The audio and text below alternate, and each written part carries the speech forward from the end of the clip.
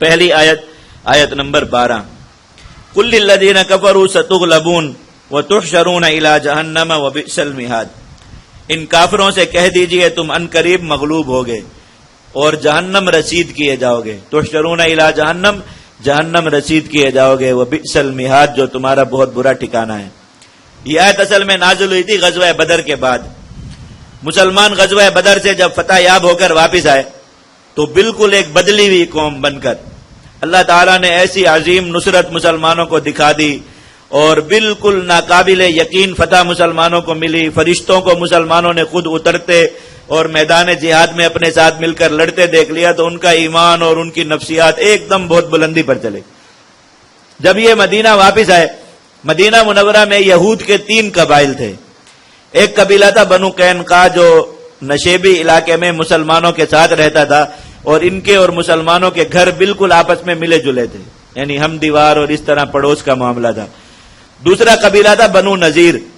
جو افرادی اعتبار سے سب سے بڑا قبیلہ تھا مدینہ میں، ان کا مشرکی، ان کا یہود کا۔ یہ ان کی الگ ایک بستی تھی، خاص بستی تھی بنو نذیر کی، اور پوری بستی کے گرد انہوں نے ایک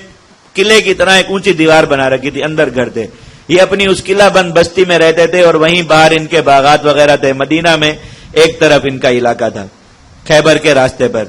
اور تیسرا قبیلہ تھا بنو نذیر جو مدینہ میں پہاڑوں پر رہتے تھے، اونچائی پر، بلندی پر، باقی مدینہ منورہ ان کے نیچے تھا۔ یہ بنو قریظہ یہ عسکری اعتبار سے بہت طاقتور قبیلہ تھا کیونکہ ان کی جگہ بہت محفوظ تھی، نیچے سے جا کر ان پر حملہ نہیں ہو سکتا تھا، اوپر سے یہ آنے والوں کو مارتے تھے۔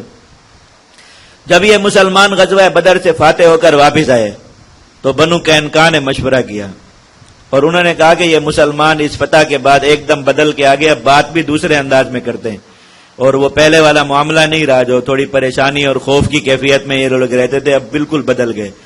تو انہیں ذرا بلا کر ڈرا دینا چاہیے تاکہ یہ ہمارے بارے میں کوئی اس طرح کی سوچ اور فکر اپنے ذہن میں رکھ کے پھر ہو تو نکل جائے۔ تو انہوں نے نبی کریم صلی اللہ علیہ وسلم پہلے آپس میں مشورہ کیا اور کہا کہ ہم بات کریں گے، پھر یہ وفد بنا کر نبی کریم صلی اللہ علیہ وسلم کے پاس آئے اور کہا کہ یہ بدر کی فتح سے آپ لوگوں کو دھوکہ نہ ہو، ایک تو مشرکین کو لڑائی آتی نہیں، مکہ کے لوگوں کو بدو اور گنوار لوگ ہیں، لڑائی کا فن نہیں جانتے، تو آپ ان پر غالب آ گئے تو کوئی بڑی بات نہیں ہوئی۔ دوسری بات یہ کہ ان کے ساتھ کوئی عالمی قوت نہیں ہے جو ان کی پشت پناہ ہوتی،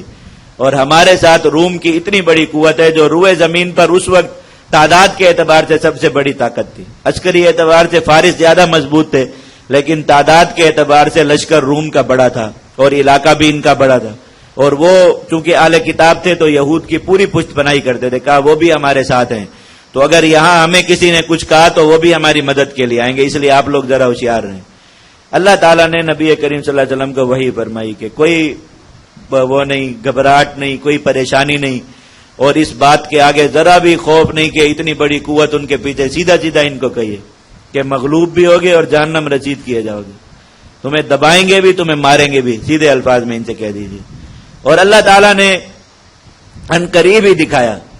یہ بنو قینقاع اسی سن 2 ہجری میں ہی غزوہ بدر کے فوراً بعد ایک معاملہ ہو گیا، وہ 28ویں پارے میں آئے گا انشاءاللہ۔ تو ان کو مسلمانوں نے گھیر لیا تو رہ گئی روم کی طاقت اور سارے ادھر ادھر کے پشت پناہ، حتیٰ کہ خود مدینہ کے اندر جو قبائل موجود تھے یہود کے وہ بھی ان کی مدد کو نہ نکلے، نہ بنو نذیر آئے نہ بنو قریظہ آئے، تو خود انہوں نے آ کر بھیک مانگی، کہا کہ آپ ہمیں مارے نا، بس ہمیں یہاں سے نکال دیں، ہم کہیں اور جا کے رہ لیتے۔ اللہ کے نبی صلی اللہ علیہ وسلم نے نکال دیا، یہ خیبر چلے گئے۔ پھر سن 4 ہجری میں بنو نذیر کا صحیح معاملہ ہوا، ان کو اپنی طاقت پہ بہت ناز تھا کہ قلعہ بند بستی ہے، باہر سے کوئی حملہ نہیں کر سکتا، اندر ہی باغات تھے، اندر ہی پانی کے چشمے تھے، تو کہتے تھے 1 سال تک بھی اگر کوئی محاصرہ کر کے بیٹھا رہے تو ہمارا کچھ بھی نہیں بگاڑ سکتا۔ مسلمان نکلے، اللہ نے ایسا معاملہ کیا، وہ بھی آ کر انہوں نے بھی بھیک مانگی، کہا کہ ہمیں یہاں سے جانے دیں، تو ان کو بھی خیبر کی طرف نکال دیا گیا۔ سن 5 ہجری میں بنو قریظہ غلطی کی کر بیٹھے، انہوں نے غزوہ احزاب میں غداری کر لی مسلمانوں کے ساتھ، اللہ تعالیٰ نے پورے قبیلے کو مسلمانوں کے ہاتھوں ذبح کرا دیا، 500 سے زیادہ مرد تھے بالغ، سب کے سب جو ہے وہ اجتماعی طور پر ذبح کر کے ایک ہی گڑھے میں ڈال دیے گئے۔ وہ غزوہ بنو قریظہ کا تذکرہ سورۃ الاحزاب میں آئے گا انشاءاللہ۔ تو یہ یہود کی جن کو اس وقت مسلمانوں کو ڈرانے آئے تھے، اللہ تعالیٰ نے کہا دھمکی کے جواب میں دھمکی دے دیجئے کہ تم ہی مغلوب ہو گئے، مسلمانوں کچھ نہیں بگاڑ سکے۔ صرف 3 سال لگے پورا مدینہ جو ہے وہ یہود سے خالی ہو گیا، کوئی یہودی بھی مدینہ منورہ میں باقی نہیں رہا. اور اگلے چوتھے سال اس میں